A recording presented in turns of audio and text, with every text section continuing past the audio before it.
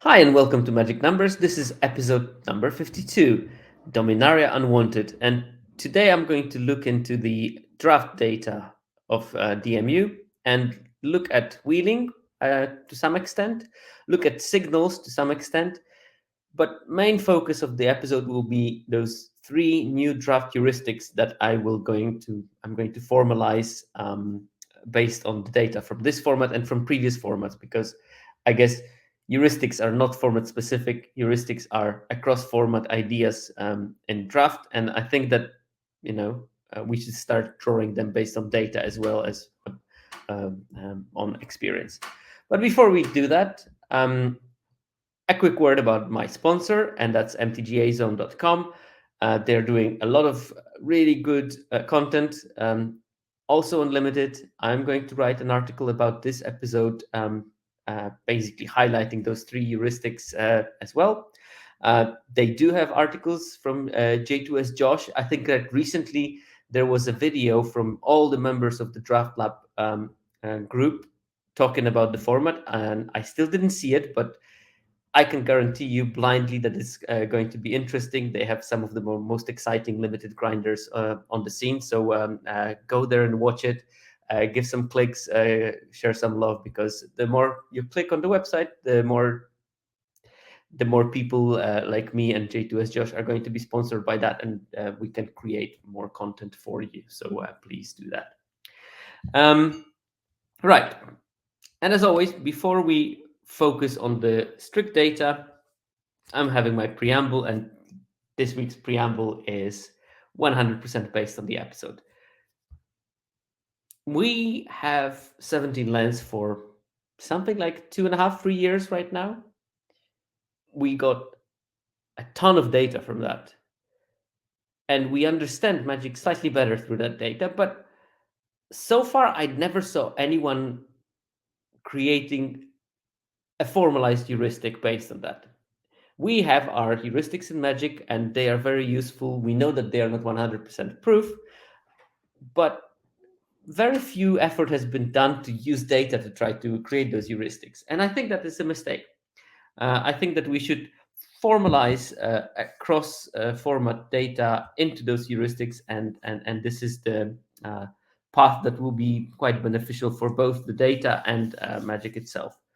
I think that, and I'm not going to chuck the first stone. I'm guilty as hell in that. We focus way too much on looking at current format. Current format is king, and there's a good reason for that, because the current format is the format that everyone is playing, and we want to look at it. And analyzing other formats while this format is on top is not going to give you many clicks. But in my defense, on occasions, I do cross-format comparisons, and I think that they're very important, because only by looking at cross-format comparison you can come up with draft heuristics that are based on data. And today I'm going to look in at some of the things that I found in other formats, and I find them format after format after format, and I also found them here. And I finally decided, look, it's enough to ignore those findings. I am going to formalize them as a heuristic. I am going to put them out there. I'm going to write an article about it, because I think this is the reason why we run data, not to solve Dominaria United, not to get this extra percentage point of win rate in the current format, but to make you better draft players, to make you understand the format better. At least that's how it works in my head. And that's why I decided, okay, let's put it as a formalized heuristic. There is enough data from other formats. I talked about it a couple of times before. Time to put it in an official form. So the main clue of today's episode is going to be those three heuristics. It's not going to be a whole lot of data about them, but I think it's a very telling data, and it will help you to understand human mentality on what happens during the draft, and how people draft in a consistent way, and how you can abuse it in a consistent way. And the fun part is that if I formalize those heuristics and they go out, they might actually change the premise of themselves. Again, the self-correcting aspect of the draft is always there and always lurking to try to ruin our efforts in solving the format. That's the beautiful part of draft. If you solve it, more people will do what you think is the solution, and then the solution becomes invalid, which means that the format can't really be always solved. But enough about the preamble. Let's start looking at the data of the drafts in DMU. And I lost my presentation. There it is. Okay, good. So let's start with the data summary. Every piece of data, or most pieces of data I'm using, are coming from 17lens.com. Shout out to them as always. This is the most amazing tool, and especially for people like me who are almost exclusively basing their stuff on 17lens data, but every other content creator is using 17lens data to some extent, and I would highly recommend you as a player, if you want to improve, also use it as much as you can, even if only to share some of the game replays with your friends to ask for a second opinion about some plays. It's based on Premier Draft, and I looked at around 15,000 drafts. In this episode, I looked almost exclusively at the data from draft portion. So looking at first picks, looking at when things wheel, looking at percentage of times you play a card if you picked it as a first pick and stuff like that. I do look at some of the card win rates just to use them in the context of the draft, and I use look at ALSA also in the context of the draft in some occasions. But most of the data comes from the draft portion. So this is the thing that I put on Twitter yesterday as a spoiler for the episode. And this graph shows you that Dominaria United is a different format, not only based on the colors we play and how many of the colors are being played. This thing I showed in my previous seminar, Dominaria United is really an outlier from any other format in the recent couple of years in terms of being able to play 2-color decks, 3-color decks, 4-color decks, 5-color decks. Everything is almost possible with this format, except for mono decks maybe. And at the level that is very different from anything else. So like, for example, there is twice as many 4 and more color decks in Dominaria as there used to be in any other format in the last 2 years. There's almost as many 3-color decks as in Streets of New Capenna, which was a dedicated 3-color format. And there is definitely the least amount of straight 2-color decks from any kind of recent format, which still doesn't mean that straight 2-color decks are not viable. They are, but they just happen less.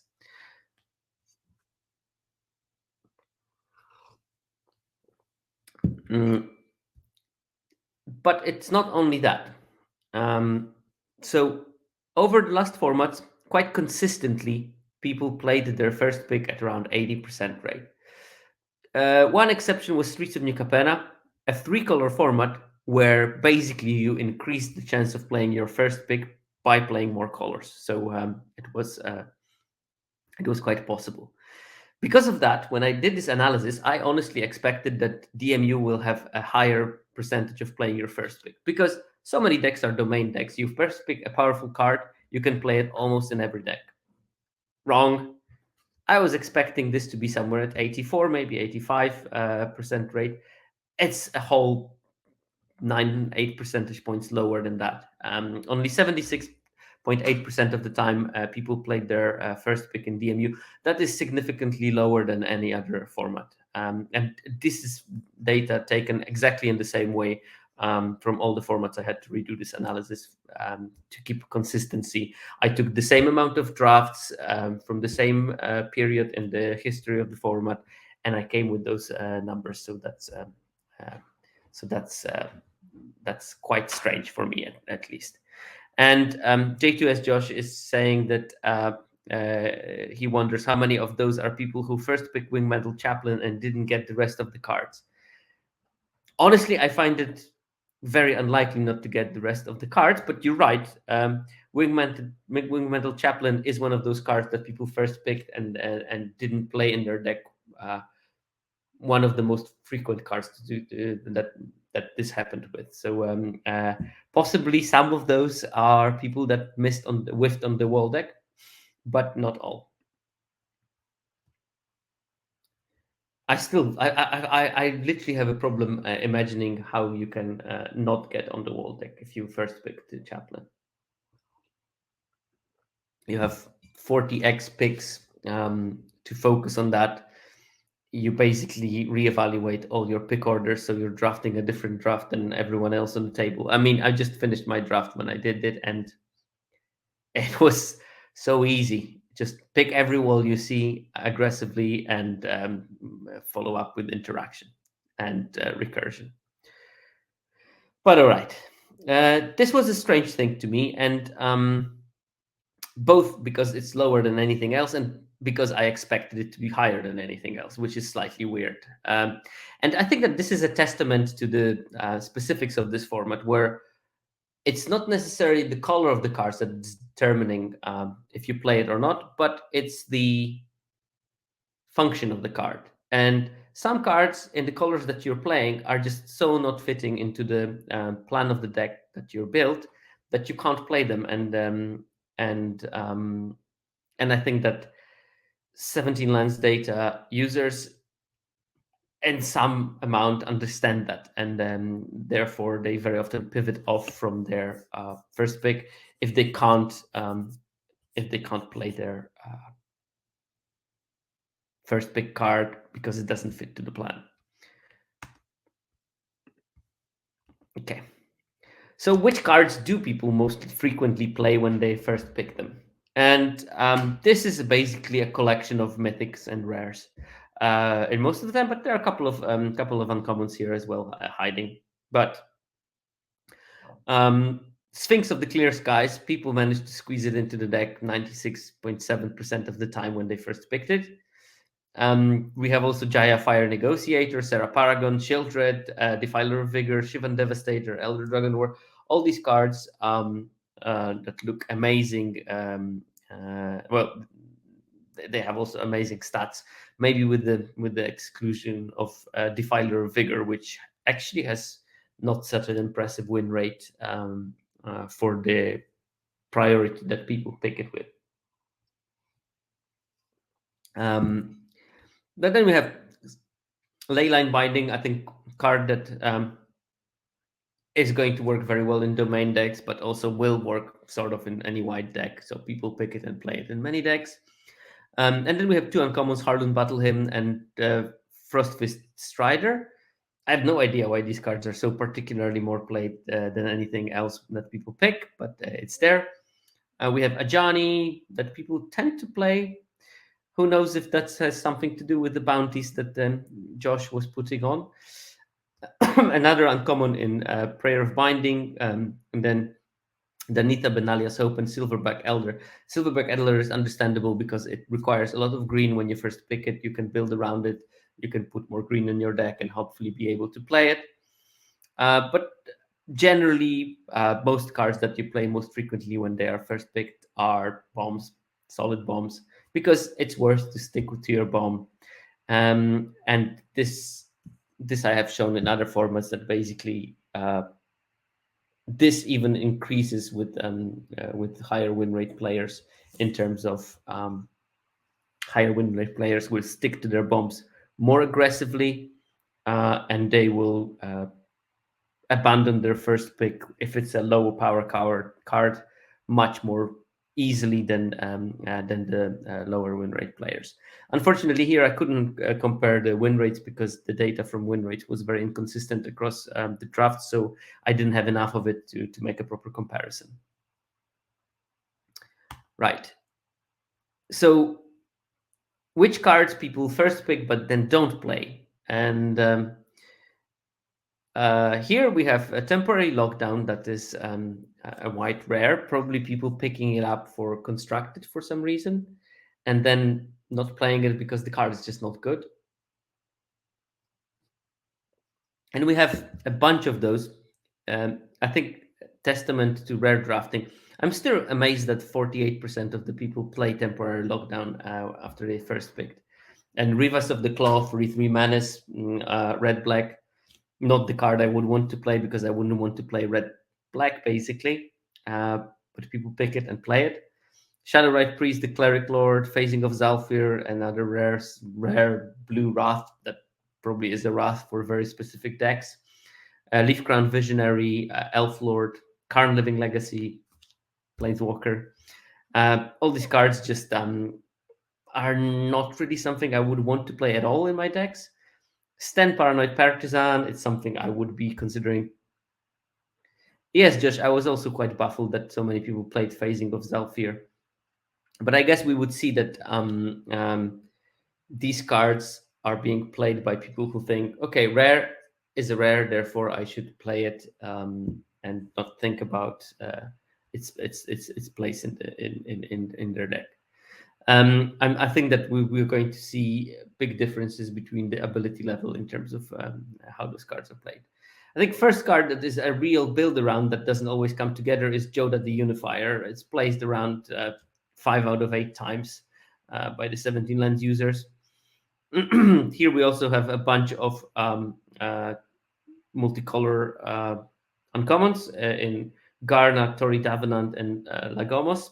These are also particularly the ones that require a 2-color focus deck rather than the main deck. Therefore, they will not always come together because if you first pick it and you don't get to play this black-red aggro deck or the white-red aggro deck, they're just going to sit in your sideboard.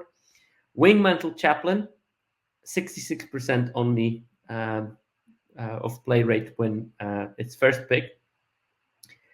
And I'm baffled by that. I think that you can make a wall deck tick much easier than that. So it might be that there's, because the data comes from across the playing period, it might be that there is just slightly more decks from the beginning of the format. But on the other hand, people that first picked Wingmantle Chaplain knew that Wingmantle Chaplain is good, so I don't find an excuse not to draft a wall deck at that stage.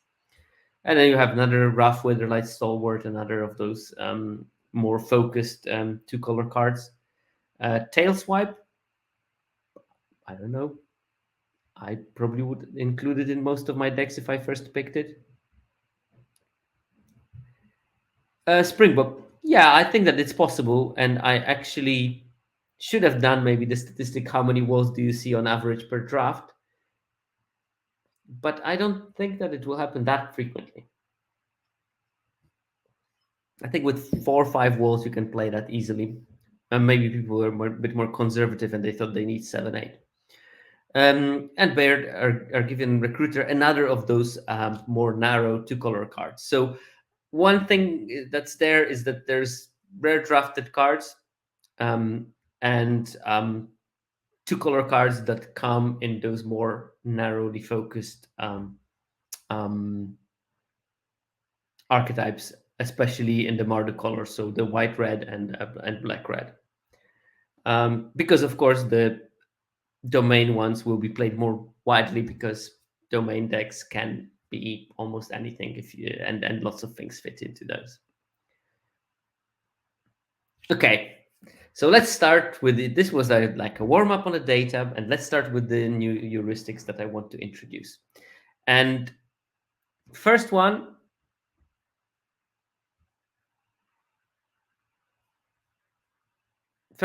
is mana fixing goes later in pack 1 than in pack 2 and 3. And I've seen that in all kinds of formats already. And it's a pretty strong effect as well. So think about it. This means that human psychology in draft works like this. People focus first on playables, then on fixing. And obviously this means that earlier the fixing is going later and it's easier to get, and later as people need it, it's not available anymore, which makes me think as a cunning drafter you should do probably the opposite to some extent. You should maybe get a couple of cards that are a decent starting point for a deck, Um, then make sure that you have the fixing, and then when you have a fixing, you will be rewarded because other people at that time will be prioritizing fixing. So even if they are the same color as you, they will pick the fixing later because they need it. Otherwise, they won't be able to win.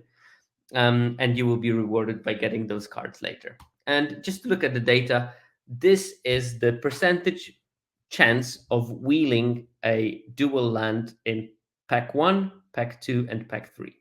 As you can see, Molten Tributary, 50% chance of wheeling it if you opened it in pack 1 as a pick 1. It drops to 40% in pack 2 and only 34% in pack 3. So the difference of 16 percentage points between when it's opened and when it's in pack 3, when it's opened in pack 1 and in pack 3. And as you can see, like almost across the board, there is a drop of roughly 15 percentage points between pack 1 and pack 3, which is a big difference. So when you look at the ALSA numbers of the lands, they don't reflect the disproportion between how often those cards wheel in pack 1 and pack 2 and 3. And in some cases, there is a bigger difference between pack 2 and pack 3. In some cases, like Geothermal Bog or Wooded Ridgeline, you don't see that much of a difference between pack 2 and pack 3.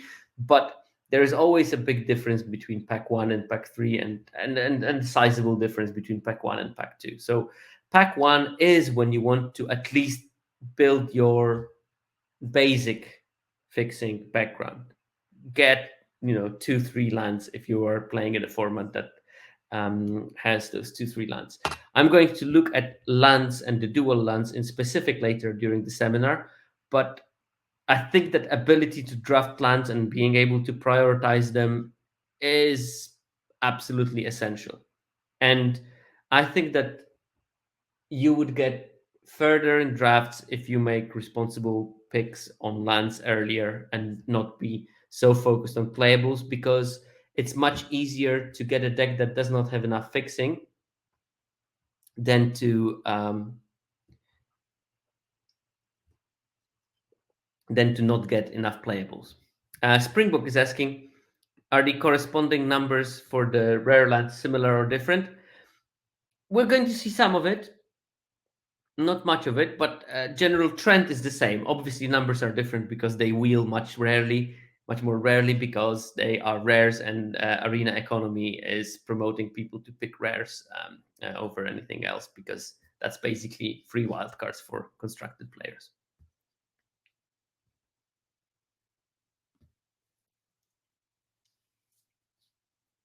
Okay.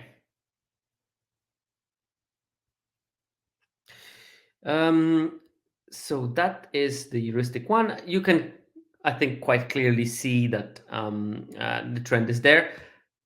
Now, I'm saying heuristic because I've seen the same since Kaldheim, really.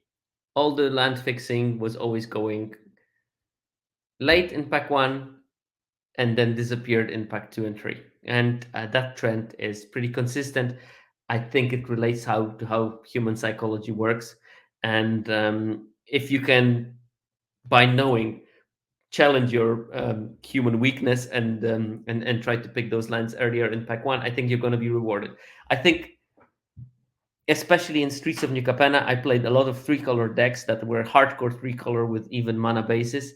And I did it because I prioritized fixing in pack 1, and I was ending up with like 8-8-7 mana bases, which are pretty good, or 9-8-7 mana bases, because of the tri lands and then dual lands.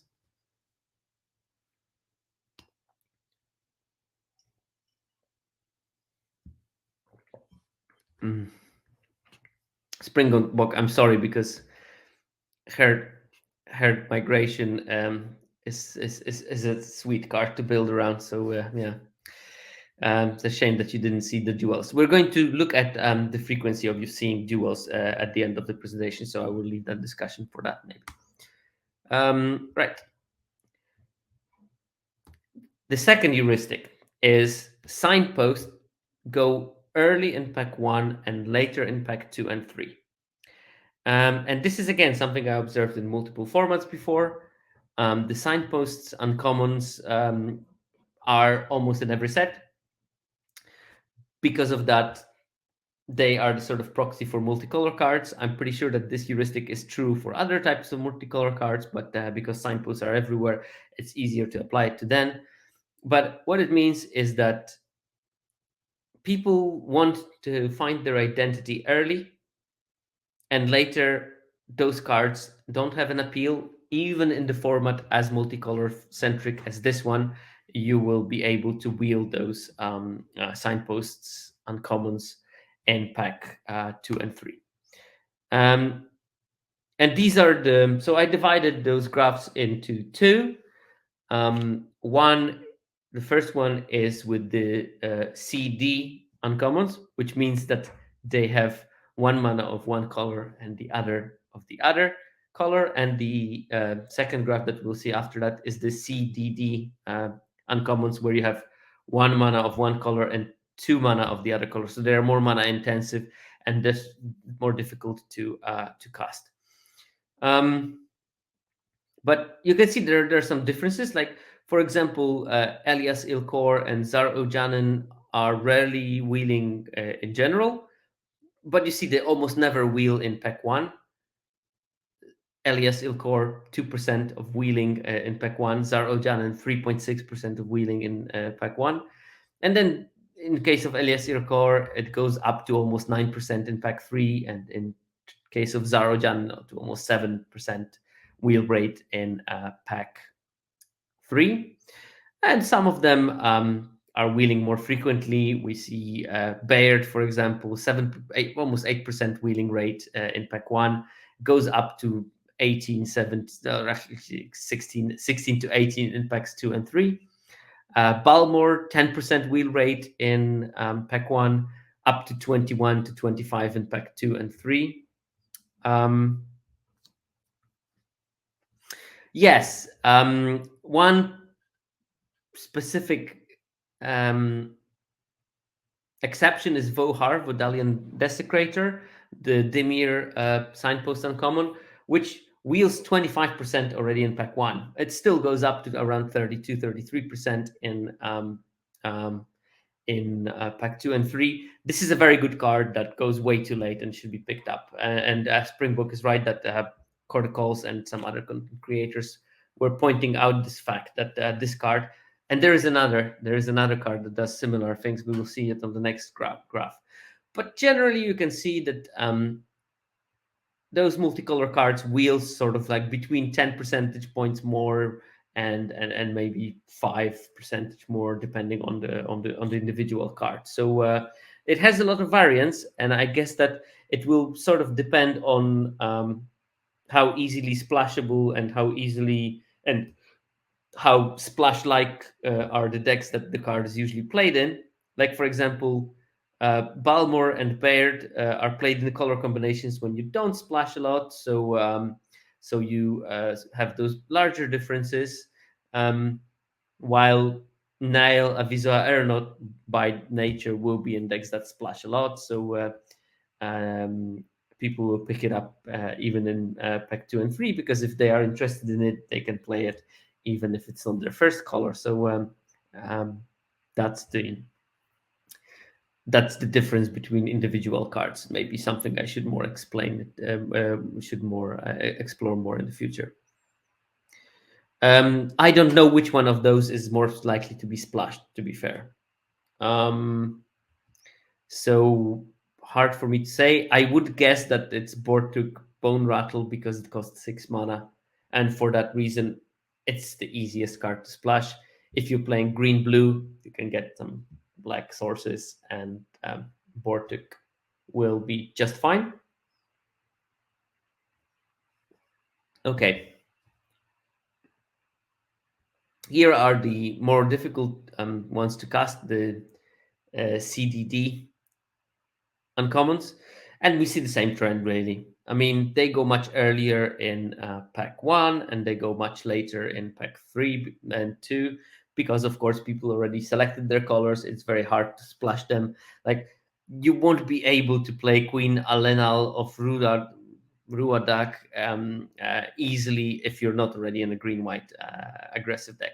And here we see another example, Urk Spawn of Turk, which wheels a lot already in pack 1, 32% wheel rate, and wheels slightly more in packs 2 and 3, so like 38, 34% wheel rate. Urk Spawn of Turk is another excellent card that is slightly underappreciated. I absolutely love Urk. Also, the backstory of Urk is lovely. It comes from flavor text of one of the cards from Odyssey. It's I think that Mark Rosewater described where Urk comes from in one of the drives to work. I would recommend listening to it. But yeah, this card definitely deserves to be picked higher than that. Shouldn't wheel. Um, it can do some phenomenal things. But apart from the other ones, some of them are really highly picked in the early game. Aaron, Benalia's Ruin, and Tura Kennerud, especially. These cards are not that particularly great, but they just do what arena people love to do, so they are picked quite highly. So this is probably not due to 17 Lens user that they are picked so highly. But after pack 1, their prioritization drops off. And here again, I think we can see this sort of like slight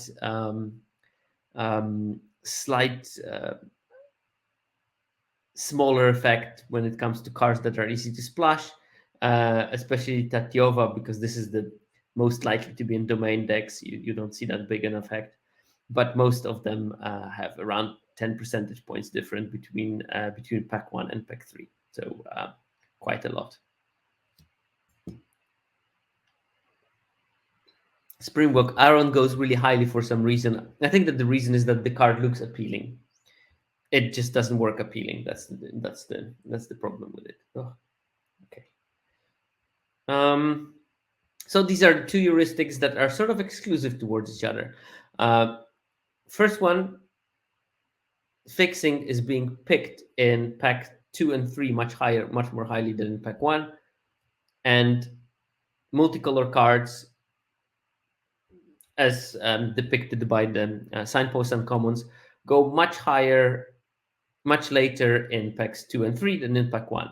So if you're a smart drafter, you are picking fixing first, and you are going to be rewarded by those multicolor cards if your fixing is right, especially in those formats that require you to play 5 colors. Like, honestly, I think that if you want to play a domain deck, you are better off picking up all the fixing in pack 1, because if you pick all the fixing early, you're also, in some extent, cutting off people from being in domain, which means that in pack 2 and 3, especially, they will be absolutely not interested in domain cards.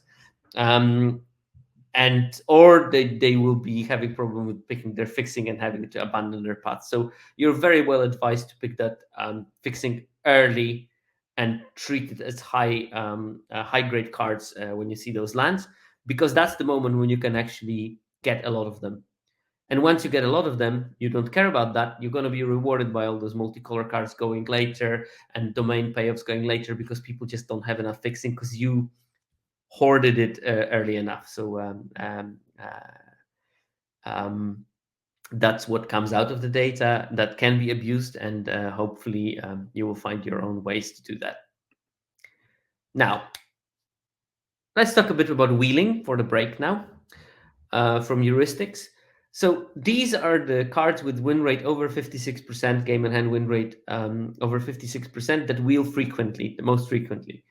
And we have Shield Wall Sentinel, that wheels around 80% of the time, and is one of the reasons why I think it's very difficult not to get there in terms of the Chaplain deck, because you always get a Shield Wall Sentinel, maybe two, depending on how many were open in the pod. You should be able to get them if you prioritize them, because you know you have a Chaplain already. Then we have Gaia's Might and Furious Bellow and Colossal Growth. All three cards have pretty decent win rate. All three cards are combat tricks, and all three cards wheel over 70% of the time. Uh, and we're gonna get there later. Shadow Prophecy, 70% of the time it wheels. This card I didn't think is going to be that good, but it turns out that it's sort of almost like Dig Through Time. 3 mana, look at 5 cards, pick 2 of them. Works much better than just 3 mana draw 2, because selection is so important in it. But still, people don't want to play multiple copies of it because of the 2 life loss. So you will always be able to get that card. It will wheel quite a lot. Um, Timely Interference, another combat trick that wheels quite a lot and essential for tempo decks and Tolarian Terror decks that need a lot of instant sorceries in the graveyard. Crystal Grotto, another big surprise for me in the format. A card that I am playing 2 copies in my current wall deck because I don't care about domain. I want my mana fixed. I have 4 colors in it because I also have like Urborg Repossessions. I need my green kicker for those, and I have Esper Wall chassis in there with quite a lot of mana intensive costs. And I thought, yeah, Crystal Grotto is better in that kind of deck because sometimes I really don't care that I paid the 1 mana extra, and most of the time I'm going to get my mana anyway because I do have also a bunch of dual lands. But Crystal Grotto is my sort of reserve option in case I didn't get there. Because worst case scenario for me is I am holding spells that I cannot cast in my hand. Goblin Picker, that's a card that wheels again for I don't know what reason. It's an amazing card. It's got phenomenal. Well, not phenomenal. It got really solid win rate for a 2 drop, and it plays a very interesting role in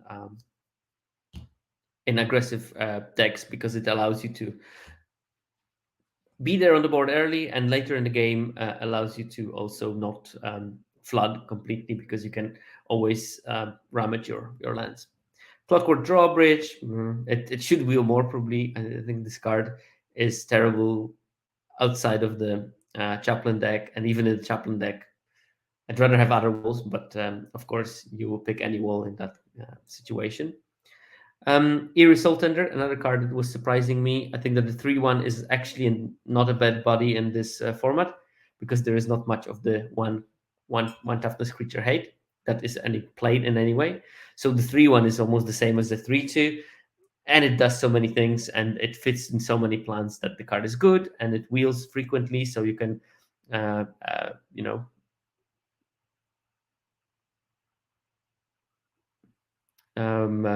without anything. Yeah, so Springbook, yes. Eerie Soul Thunder definitely blocks well. And Mercurio, that's a good one. I've been noticing people first picking Urborg Repossession early because there is a belief you can't play the grindy domain deck without access to it. It's not easy, but I think you can play it. It depends on how you build your deck. Um, and people play 3-4 copies of repossessions too. I'm going to be super keen on seeing the data on the game. It's still not available on 17 lands, unfortunately. But once it gets there, I'm going to look at the copy numbers of those kind of cards and then try to figure out what's going on in there. So yeah, that's going to be interesting. And we have another couple of combat tricks there, Shore Up and Heroic Charge. Then we have a bunch of draw cards, because let's call them, they're draw cards. Impulse, Phyrexian Espionage, that's the 3 mana draw 2, and they can kick it to discard 2. And Urborg Repossession, draw 2 cards, but from your graveyard. And if you have that, then you have ways of putting cards in your graveyard, most likely.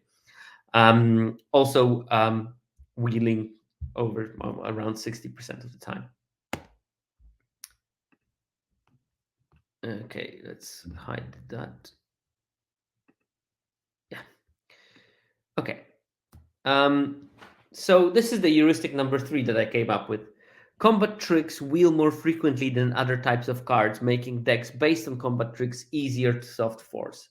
And this is something I've seen again, format after format, because people learn that you should have 1, maybe 2 combat tricks in your deck. They tend to stick to that rule, and um, and because they stick to that rule, you open each common on average 2.4 times in a pod, which means that if they open 2 or 3 colossal growth, maybe a person picks one of them and then they say, okay, that's enough of the combat tricks for me. Which means that if you are particularly interested in getting those colossal growth and Gaia's Might, you'll get, 2 of them easily. And that's even not accounting for pods where no one is interested in them and they just wheel freely as last picks. This means that if you can figure out a deck that uses combat tricks very efficiently, you can get them, which means that this strategy will be open more frequently than other strategies because naturally people will wheel the main card that you're interested in. So you can prioritize your important creatures and let them let your combat tricks wheel.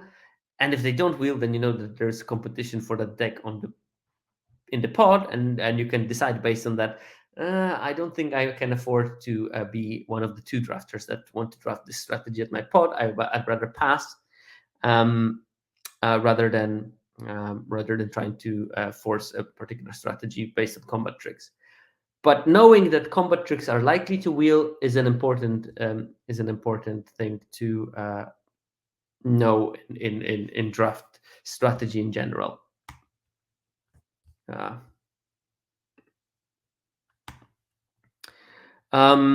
okay, so let's look at which cards wheel late in the draft.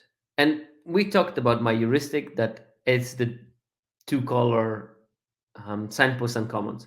And if we look at the list of the cards that the difference in wheeling frequency between pick 1 and pick 3 is the biggest, which means that it wheels much more frequently in pack 3. We see Najal the Storm Runner, Balmor Battle Mage, Captain, Rona, Raf Weatherlight Stalwart, Tura Kennerud, the Sky Knight, Lagomos, Aaron, Garna, Bayer, Tori Davenant, Rulik Mons, like a bunch of those multicolor legends. Actually, 1, 2, 3, 4, 5, 6, 7, 8, 9, 10, 11 of them. So 11 of the 15 cards that I have on that list of the cards that wheel more likely to wheel in pack 3 are multicolor legends, which is like a strong signal. But not all of those cards are multicolor legends, and therefore I made another graph when I just removed those multicolor legends at uncommon because I already showed you the numbers behind them. And then we have cards like Winged Mantle Chaplain is the card that is more likely to wheel in pack 3. And the fact that it wheels in pack 3 is not so important. The fact that it goes later in pack 3 is quite important because that means that you can be ready for it. Very often with cards like Shieldmate, they will go naturally late. And sometimes you will have them in a pack that doesn't have anything that interesting. And when you have already a deck that has some blue, maybe some black, maybe some green, you might want to speculate on those shield mates because there is a chance that in pack 3 you're just going to have a late Wing Mantle Chaplain because no one is interested in them, because no one has facilities to accommodate them in pack 3 and they know that they won't make it on walls. If you sacrifice a couple of mediocre picks of cards that are fringe playable and put yourself in a position to pick that Wing Mantle Chaplain later, you might have a really strong deck all of a sudden based on what you sort of speculatively drafted in the first couple of picks. Other countries, other cards that are wheeling late in the draft. Choking Miasma. I don't have a very good explanation why this one is no one is interested in late in the draft, except for the fact that it's a sort of multicolor card. Sprouting Goblin, exactly the same. Griffin Protector, I think that this one just doesn't fit into any white deck and maybe needs a more specific house, and therefore it wheels slightly more because slightly fewer people will be in that house. in that kind of plan later. It's the same with Keldon Strike Team. That's also a multicolor card on top of everything. Talas Lookout, that's a different situation. It is not a multicolor card because of the two blue in the casting cost. So maybe if someone is not like on a heavier side of playing blue, no one on the pod is interested in drafting it late. Again, Joint Exploration, Elvish Hydromancer, multicolor cards, sort of. Battlewing Mystic, sort of multicolor card again. Combat Researcher think needs a dedicated deck, and I don't even know if that dedicated deck is a deck that I would like to be playing myself. Then you have another two kicker cards with that are sort of multicolor. Iconoclast, another sort of multicolor card, but here I don't see a good reason not to pick it if you play anything green. I mean, a 2 mana 3/2 with trample still looks like a decent play. But it's good to know that if you have your Gaia Smite deck, maybe you can see some later Iconoclasts in pack 3. And we have also Blightpie, which is the 2 mana 3/3 wall in black, and Astor, Bearer of Blades, another multicolor card. So we have a bunch of build arounds and multicolor cards. Build arounds like Wingmantle Chaplain, Griffin Protector, and sort of Keldon Strike Team is a sort of a build around. Multicolor cards like Sprouting Goblin, especially because this one really wants to be kicked. If not, then it's not such a great card. Elvish Hydromancer, I think. Juniper Order Root Weaver is a sort of multicolor card. Battlewing Mystic, you really want to kick this one if you can. And Iconoclast, you definitely would prefer to wheel. Blightpile is another sort of build around the card. But these are the cards that we'll be wheeling later in the draft that are not signpost cards, other multicolor cards, and build arounds, because you can't build a build around in pack 3 unless you're ready for it. And in case of Wingmantle Chaplain, it's worth to be ready for it. Now, cards that wheel early in the draft, and here, like the first 11 are lands. It does include Crystal Grotto, that also is picked much more highly in pack 3 and much less in pack 1. So here we have the opposite card. So basically, Idyllic Beachfront is picked 20 percentage points higher in pack 1 than in pack 3. But we already talked about those lands, so I made another graph where I skip lands and just leave the cards that are not lands, or at least not the lands that we've been talking about. Here we start with Chaotic Transformation, no idea why. Then we have Gaia's Might, Furious Bellow, so 2 combat tricks, Shore Up, another combat trick, Yavimaya Sojourner, and this is a weird one because it's sort of like a reward for being in domain, but I guess people don't want to pick it early. They really want to know that they can play domain before they start picking it, and because of that, you can get your sojourners early and then try to build around them. The problem is that then you don't have access to many lands because lands go later because after that. Another combat trick, Colossal Growth, goes slightly is prioritized a bit higher later. Carplusan Forest and Shieldwall Sentinel. It's also easier to get them in pack 1 because maybe in pack 2 there is more potential Wingmantle Chaplain players in the pod.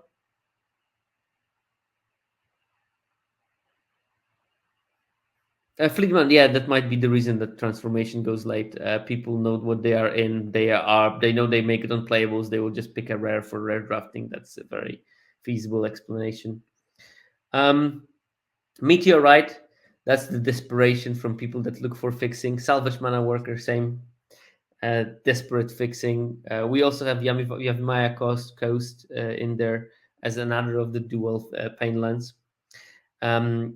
And we also have Captain Skull. So basically, I guess people are desperate to get their Captain Skull late in the game because they want to play their go white strategy and they're not so interested in the card early.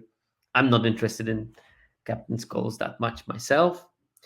Uh, but these are in short cards that will wheel early but later are slightly less available. Those differences are much smaller than in cards that go late in pack 3, if you look at it. Because here we had roughly 6-7 percentage points difference uh, between pack 1 and pack 3, and here we have like 3.5. So these are small differences. I wouldn't pay too much attention to that. Okay, Captain's Call with Raf might be okay. Now, next stat is I looked at the cards that were frequently pack 1 picked 1, pick 1 picked in as a pack 1 pick 1. And then I looked at their win rates when they were played or when they were abandoned as that pack 1 pick 1. And here are the cards that were most favorable to abandon playing them. Aaron, Valiant Veteran, it seems like these are the two build-arounds that don't come together very easily, and people actually were better off abandoning them as their pack 1 pick 1 than playing them. Rata Drabik of Urborg, I think people try to play around that card and it doesn't work very well. You have actually a higher win rate in the decks that just decided not to play it. Same with Ajani and Braids. You see that Ajani, while played as a pack 1 pick 1, had only 54% win rate and almost 60% win rate the decks that first picked Ajani but then didn't play it. We have a couple of defilers here, the white one and the blue one. They also drop Prayer of Binding, which is weird, but okay, I guess people try to stick to white too much when that happened. And Silverback Elder, I guess that people don't always come together on it, and sometimes you have to abandon it, and will do better if you do. Now, this data has to be looked at with care because this might be also a result of people that have better win rates are more likely to abandon their first pick in this format, and I wouldn't be surprised if that's the case. But still, even if that's the case, there are cards that have a completely opposite result pattern. So it still says something about the cards that are on this list. That abandoning them as a first pick yields better results than keeping them. And also keep in mind that it's only 15,000 drafts, so things like Rata Drabik were not first pick that often. I tried to pick the sample size of over 100 drafts, but that still is not massive. So there might be some variance in there because of smaller sample sizes. Now the cards that were much better by sticking to them than when it comes to abandoning. And we have Shieldred, Aquarium Beast Color, Talus Lookout as a first pick, which gives pretty decent results. But okay. Knights of Dawn's Light, you have 10 percentage points higher win rate when you play it after you first picked it, and than if you abandoned it. Electrostatic Infantry, same. And this is a card that has a really high win rate when you first picked it and played it, because I think you get a relatively large bonus from being able to spending the whole draft to try to build around it. And we have the same with Drag to the Bottom, another card that you can focus to build around if you first picked it, and you're ready to play it properly in your deck. Same I think goes with the Queer and Beast Color that I mentioned earlier. I think that those cards, they are not build-arounds per se because they are powerful cards in their own right, but they require some extra care in terms of draft. And I think picking them early gives you much more freedom on what you will put in those decks that are interested in playing those cards.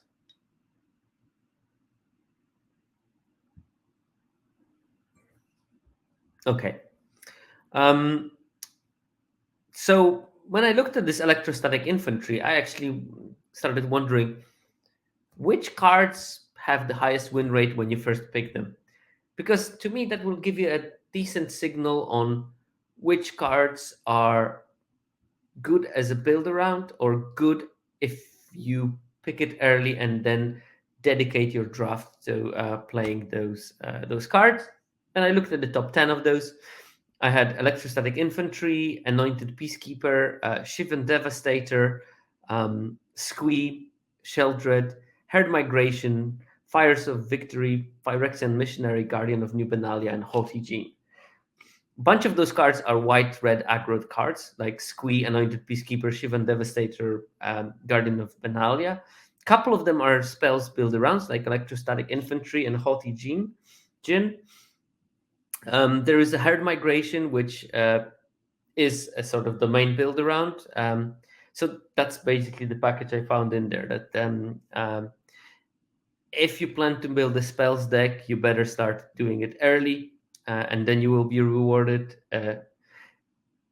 It's usually good when you start building your white red aggro with a bomb already in the set. So that's another thing. Shieldred is just probably Shieldred. You just pick black cards and you should be fine. And I think Phyrexian Missionary is an interesting one there. That I think it's a card that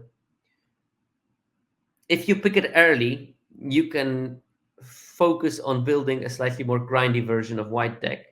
And if you do that, I think you're going to be in a better spot than if you just pick it later and you play it in your aggro chassis. So I think that's the difference there. Okay, almost there in terms of the seminar. Last thing that I wanted to focus on, or second to last thing that I wanted to focus on, is looking at the stats regarding dual lands. And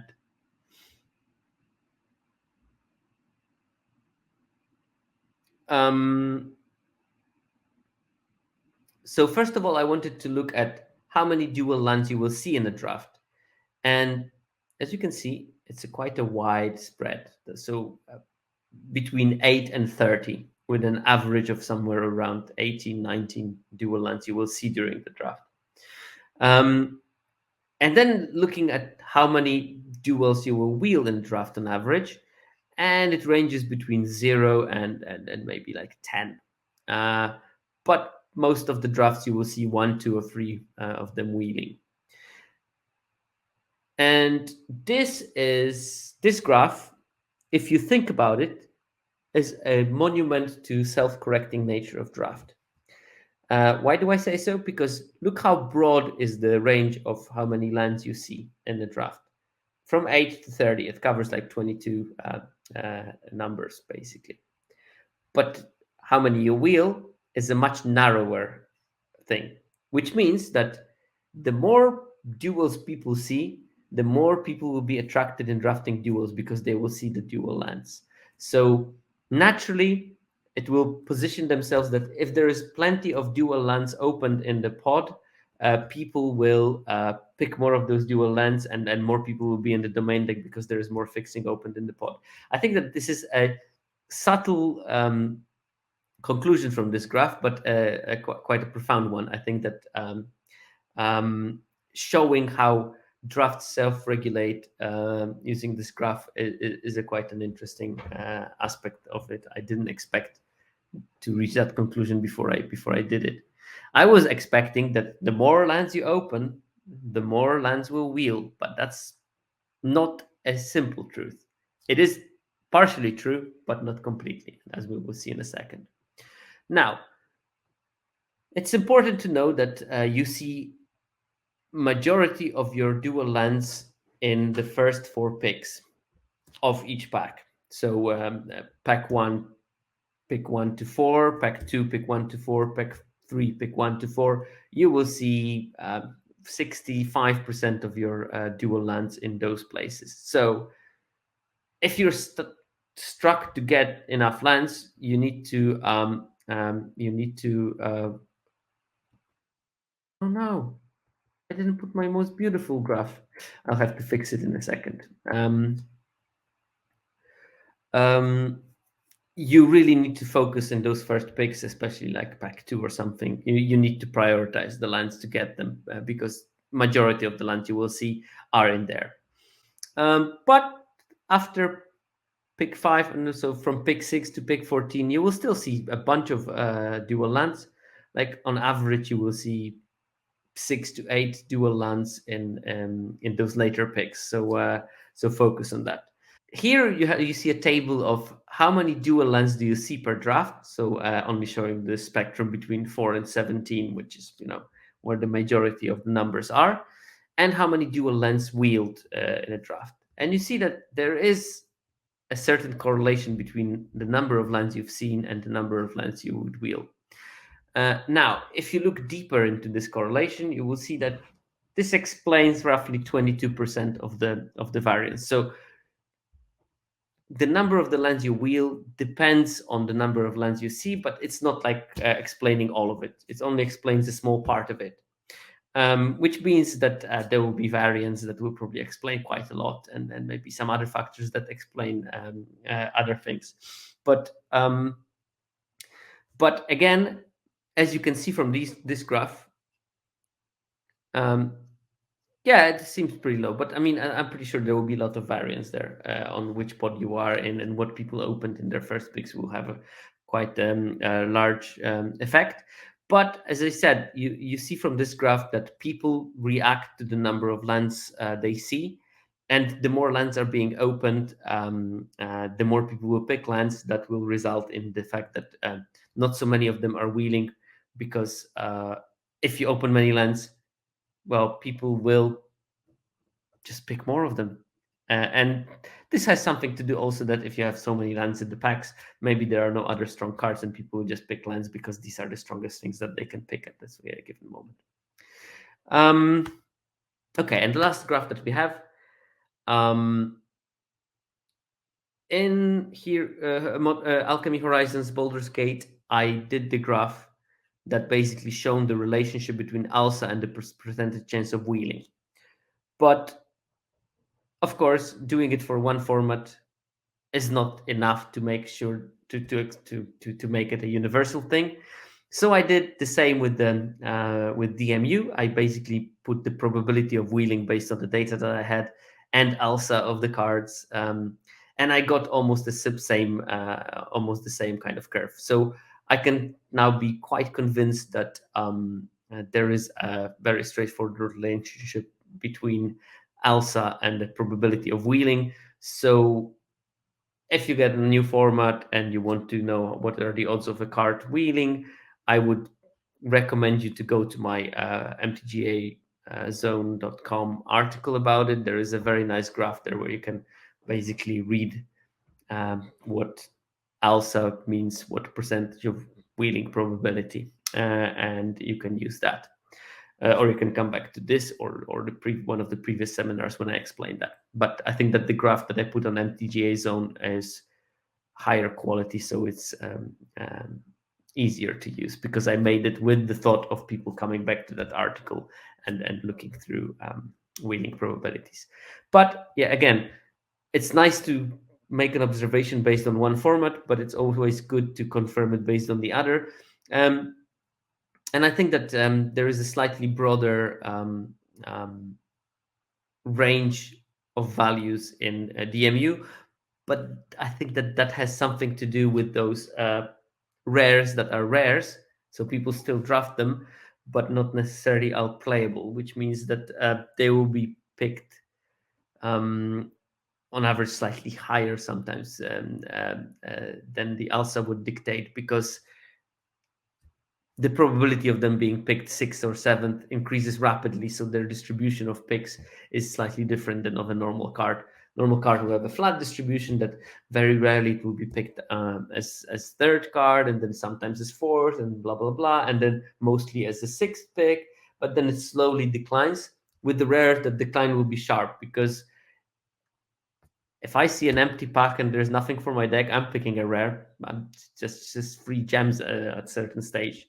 And because of the arena economy, it's going to impact this. And of course, this will relate between ALSA and the probability of wheeling something. All right, that's it for today. I would like to again thank MTJ Zone for helping me with keeping my interest in redoing those seminars. They are very helpful and understanding for my uh, atypical content creator situation, because obviously I have a full-time job that requires a bunch of intensive time investments. So thanks for that understanding. As always, thanks to 17 Lands team. I really feel for them because DMU is a tough thing for them to do with server migration. There have been some technical glitches, so they need all their thoughts and prayers or whatever well-wishing that you can give them. Obviously, I'll mention Viral Misnomer, the head of 17 Lands, and Ale Ballini is now in charge of a bunch of stuff. So big shout out to him, and also Hululu and Grant Wu, who are collaborators of the 17 Lands and responsible for lots of stuff that the website has to offer. Um, as always, I will thank Fake Jake Brown, who is helping me to release it as a podcast and helping me with, well, bunch of things as an advisor, friend, and mentor. So thanks to them a lot. And while I'm on the topic of the podcast, I would also like to thank SSQ and Mana Junkie for the music I'm using there. Thanks to Fake Jake Brown again as my intro. And with that, I'll see you next week.